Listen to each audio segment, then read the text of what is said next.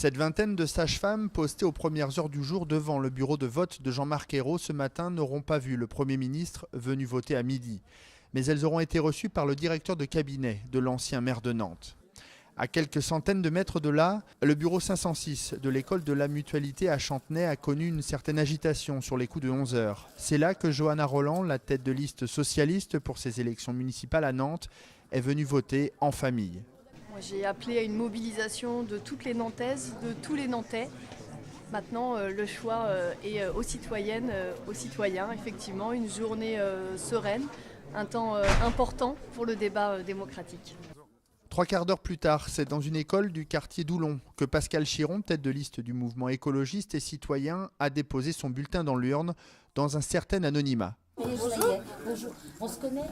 Non. Un petit peu quand même. J'ai été de liste de la liste écologiste et citoyenne.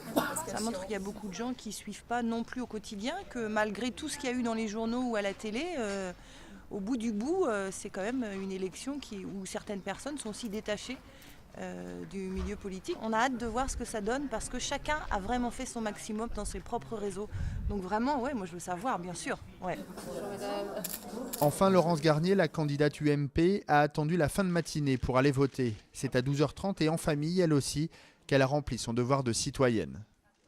Je suis très sereine. Je pense que voilà, j'ai eu encore ce matin beaucoup d'encouragement, beaucoup de personnes qui sont vraiment en attente que les choses bougent à Nantes. Donc voilà, je suis sereine, confiante et puis évidemment impatiente d'être à ce soir.